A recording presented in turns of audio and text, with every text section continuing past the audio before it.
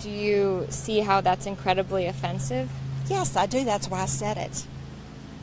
You wanna know who's in my top 10? Yeah. Me, and me again. Run and tell them that it ain't pretend. No fake news, CNN. Hey there everyone, it's your friendly neighborhood nerd here. My name is Tyra and welcome back to my internet home. Today in this video we're just going to be talking about what we can learn from Brie Larson.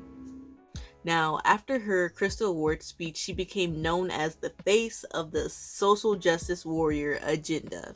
So I want to talk about this speech that she gave because it's very important to get a full understanding of what she's saying before we can actually learn something from it.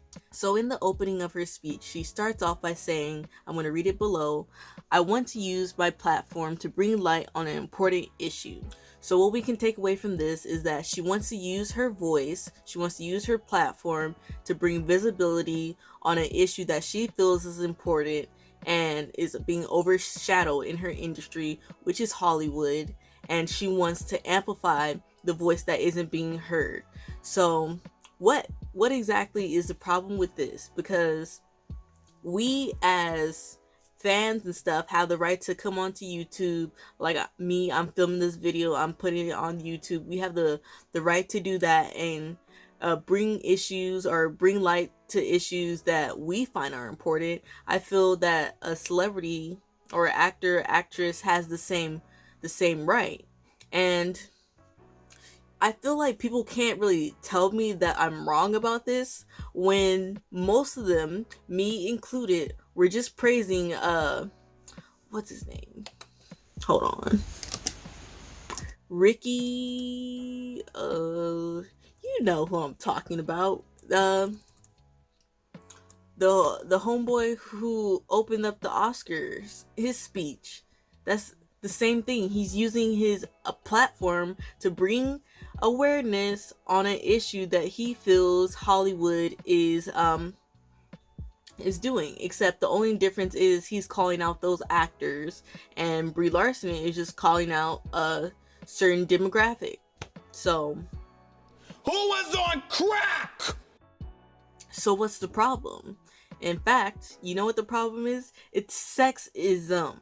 Sexism. I feel like a lot of these other YouTube channels, they tend to have an issue with Brie Larson just for the hell of it. Well, it's not just for the hell of it. It's because she's someone who can make them money. She's someone who is an easy target because her words can be taken out of context. And I think in this case they have, as we're going into this speech, she's only talked about how she wants to use her platform to bring awareness on an issue that she feels is important. So what exactly is wrong about that? What is wrong with her doing that? And somehow it makes it okay for Ricky to do that. And it's not like they're both saying this at the Oscars. This is the Crystal Award. Who has heard of the Crystal Award before these comments that Brie Larson made has come out? Very few people, compared to how many people watch the Oscars and the importance of that. And I just feel like it's hypocritical for people to shit on Brie Larson but praise Ricky. I mean, yeah, that may be because the messages are different, but are they really? Are they really different? Because they're both bringing some awareness on some pretty good valid points. Alright, so one thing about me is I love the live action Marvel movies. And one of my favorite quotes from that movie is from Peggy Carter. And it was read by her niece at her funeral. And this is in the movie Captain America Civil War. She says, compromise where you can. Where you can't, don't.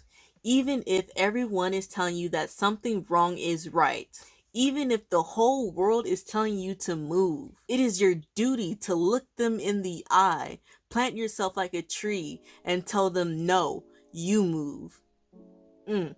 Iconic. You guys loved when Captain America did it. Keep the same energy when these celebrities, when these actors apply that principle to their life. Whether it be Ricky's opening speech calling out Hollywood, whether it be Brie Larson's comments calling out critics and stuff like that. Keep the same energy. You're only mad at Brie Larson, but Captain America and Ricky get a pass? Huh? So Brie Larson goes on to say that according to USC statistics, that 67% of Hollywood's critics who critiqued or rated the top grossing movies from 2017. Yeah, because this speech was done in 2018. So the critics rating the top 100 movies of 2017 were white males. And this is a statistic. So that means that this data point is a fact. So let's just rule that out. That's not her opinion, as she said further on in the speech. That's just a fact, because it's the statistics that came from USC, one of the top school or top universities in America. And she didn't mention this in her speech, but it's a part of the statistics where she got this other statistic from. It says 67% of Hollywood's critics are white males, and they wrote 82%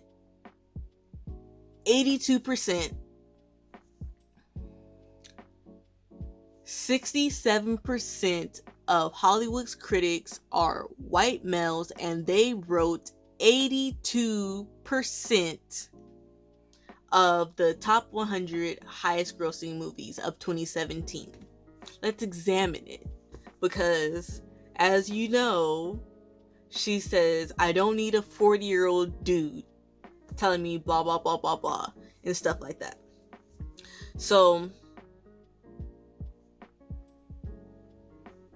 I took it a step further, and I looked into seeing, who are these critics. So I looked at the Critics Choice Association members, and the board members are, as you should know, mostly white men. There are, I think, maybe 2 or 3 white women, and then there's like one black guy and maybe like one Asian guy on there. And the rest of the board members are majority white males.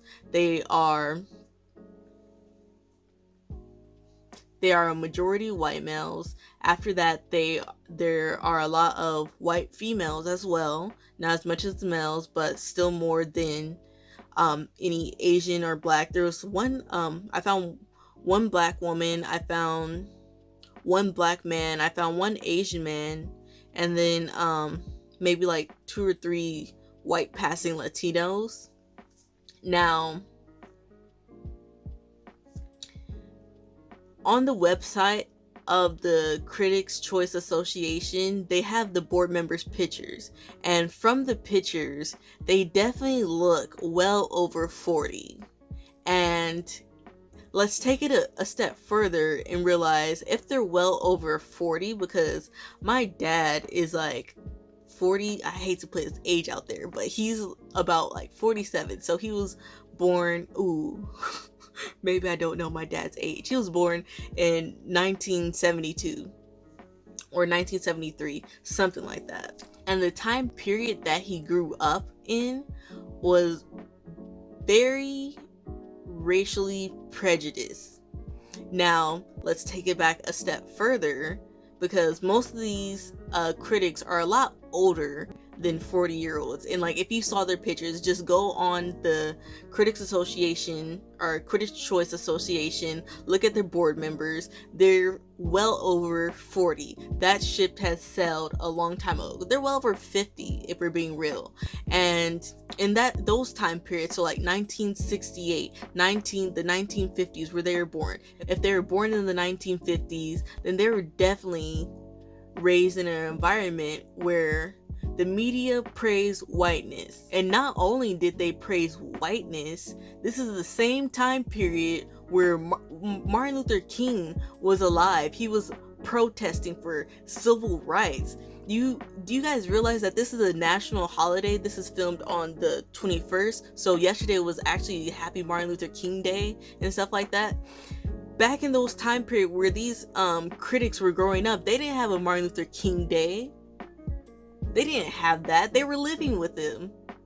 They were living with him in that racist time period. Now, I'm not saying all these critics are racist and all that type of stuff. I'm not trying to say that, but I'm just saying, is it really that far-fetched to think that if someone grew up, keep in mind, a child and a teenager's mind is very impressionable at a younger age. So I don't know, I'm no psychologist, but I took a psychology class, and in there they will gladly tell you that during a child's adolescence and stuff like that, we are still developing our frontal lobe, and we're very impressionable as children and teenagers.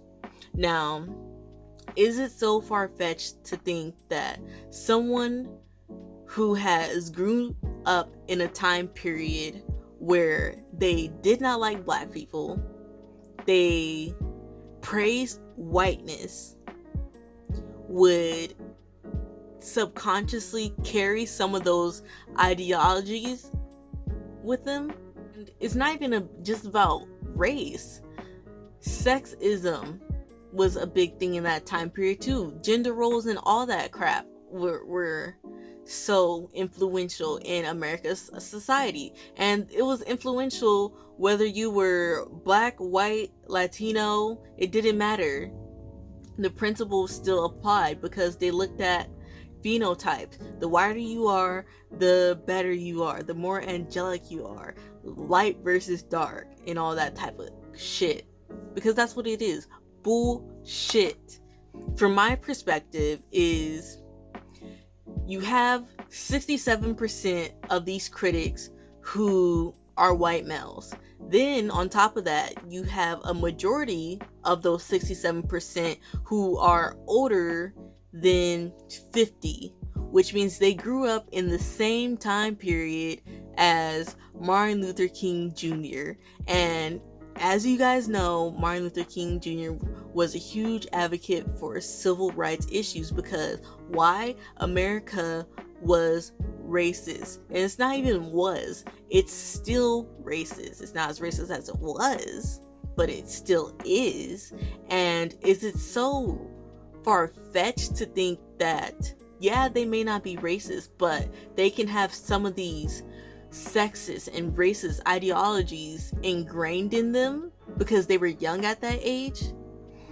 They weren't babies, but they were still kids and teenagers.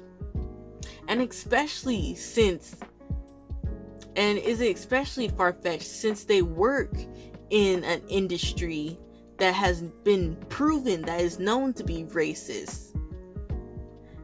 If you haven't seen my what we can learn from remakes and people of color representation, I suggest you go watch that, because I give an example of Donald Duck. I talk about Warner Brothers kinda, and you know what, the ice cream truck song that stems from racism. And you know what brought that up? Media did that. Media is way more influential than people like to acknowledge sometimes. There are people on YouTube who will sit up here and try to gaslight people like it's not common knowledge that media has been praising whiteness since the time that it's been invented. So please do not sit up here and act like this hasn't been some lingering issue in Hollywood, because it has. America has lacked diversity, and it still does. So Brie Larson, she goes on to point out that reviews matter to her, and not just any reviews from people of color matter to her, especially when the movies that are being made are dedicated towards that audience. She's not saying that these people of color need to suck up to these films. She's not saying that these people of color critics need to love these films. She's saying that she wants to hear what people of color who have the same certification as the critics who write 80% of the reviews for the top grossing movies. She wants to hear what the other 19% has to say for movies that are made for them, because they are the top target audience. So a person of color who is a critic with the same certification as their white counterpart, who is most likely older than 50 years old, which means they're definitely familiar with the racial industry that they work for, that they thrive on, because, like I said, America media loves whiteness, and you know why they love whiteness is because these critics writing these reviews love it. So that's a whole nother topic. So in the next part of Brie Larson's speech, she goes on to point out that reviews matter, and more specifically, reviews of people of color matter, especially when there are movies that come out that are targeted towards them. Their voices are getting overshadowed by their white counterparts. Why? Because 82% of white males are writing the reviews for the top grossing movies in Hollywood. Now that's quite interesting. So let me just say this again, because I don't know if I have this correct.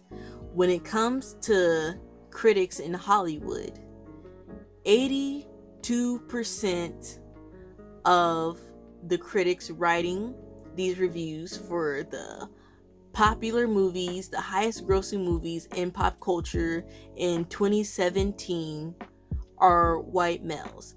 Of those white males, they're over the age of 40. Majority over the age of 50, if we're being completely honest.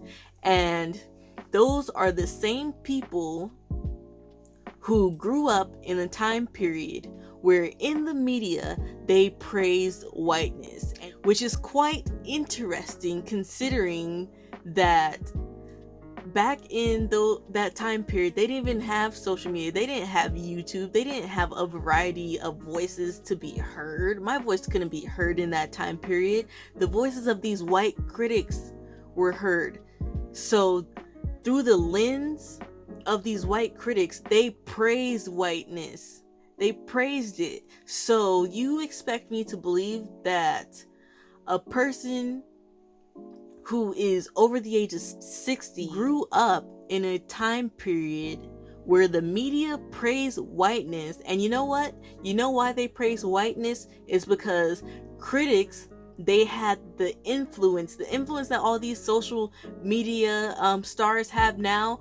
All of that was just for the critics back then, because they didn't have YouTube, they didn't have social media, they didn't have all these platforms that gave a variety of people a platform to have influence. No, it was just the critics who influenced the society's cultures and reviews and all that type of stuff.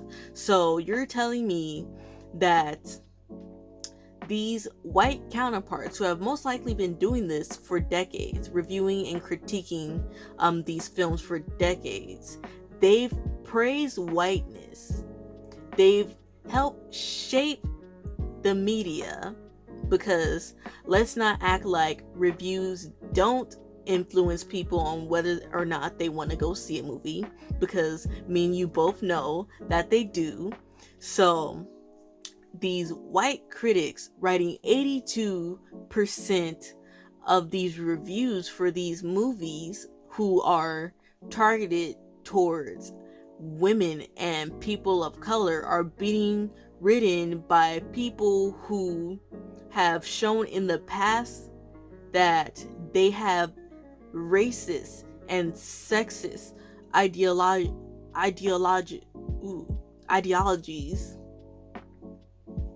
Third time's the charm. That have racist and sexist ideologies, that work in an industry that has been proven to be racist and sexist. You're trying to tell me that y'all don't see anything wrong with that? Y'all don't hear nothing? Y'all don't see nothing? Something you guys are blind, you suddenly can't read, you can't hear? Y'all didn't hear that? Y'all can't hear that? These are noise canceling?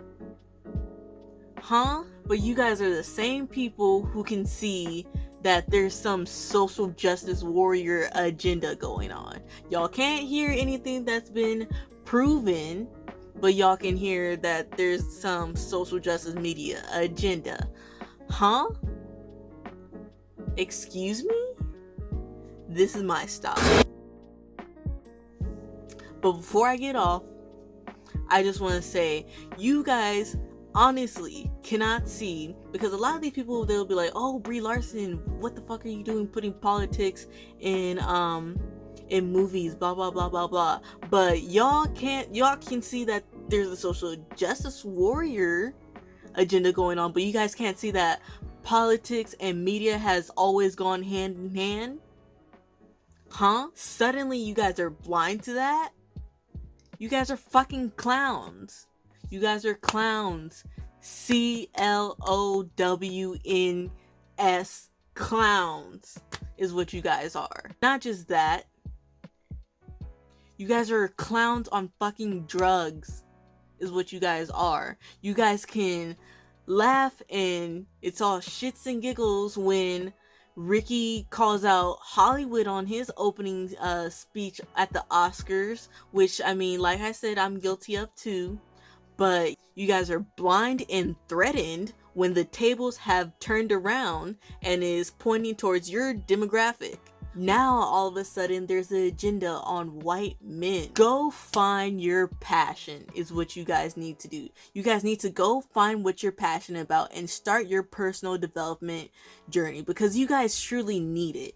You guys need this growth. If you truly find a problem with any of these issues being said, if you find that it was wrong of Brie Larson to try to put a spotlight on any of those issues, something is wrong with you, because you clearly have some internalized sexism and racism in you. And I think what we can learn from this is that people can't handle criticism when it's directed towards them. And honestly, that's a character flaw, because if you can't take criticism, how are you gonna grow? How are you gonna improve? That's what life is all about, making mistakes and growing and learning. If you can't take criticism, what the hell is wrong with you?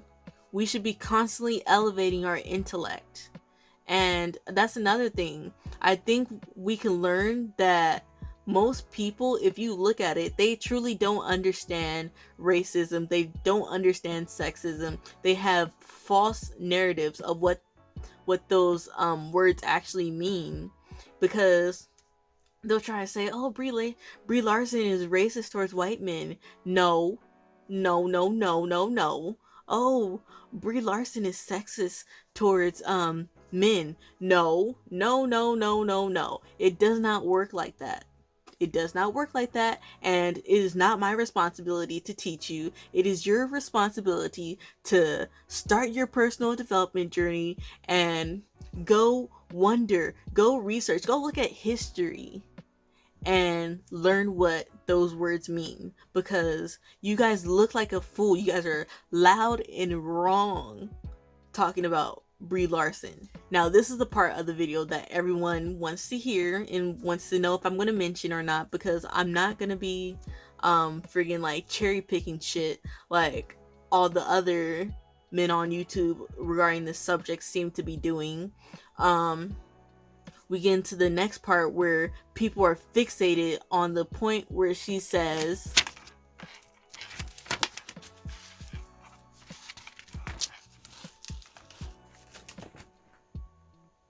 I do not need a 40-year-old white dude to tell me what didn't work for him about A Wrinkle in Time. It wasn't made for him. I want to know how I want to know how women of color feel, how teen women of color feel. Not my feelings, just facts. That's what you're fixated on? So the problem that she brought light to doesn't matter.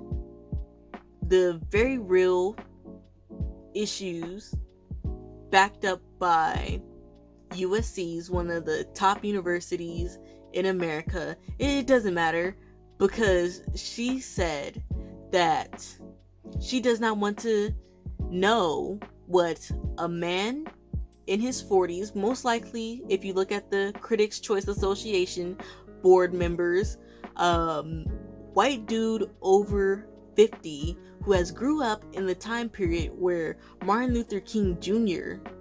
was protesting for civil rights, advocating for civil rights, where media, they praise the whiteness. And you know why they praise the whiteness? Is because these critics had the influence, they had the power to voice their opinions and influence society's views on a certain race, on a certain what's good and what's not. That's what you're upset with? Fucking clowns is what you guys are. You guys are fucking clowns is what you guys are. And you want to know what else makes you guys clowns?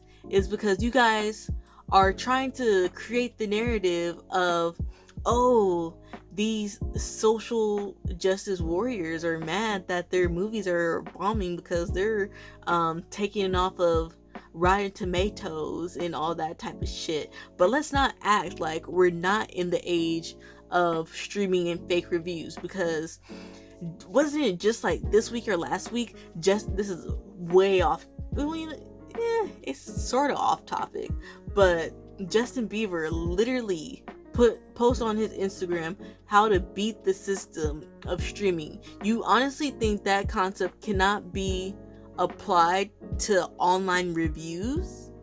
Because it is. I know this, and I think you're smart enough to know that's true, but you guys don't admit that. You guys don't admit that. You will think that, honestly, all those reviews are authentic reviews. No, they're not.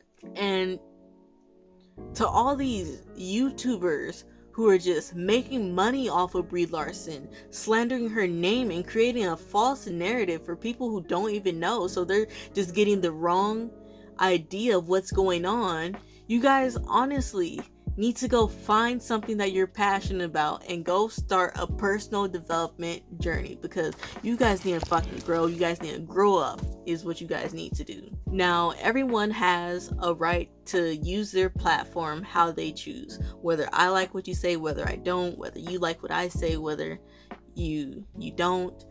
I mean, we all have this right, and that includes actors and actresses. So I don't think that it's wrong for a celebrity, if they feel that they have to do this, that they use their platform to speak on a valid social issue.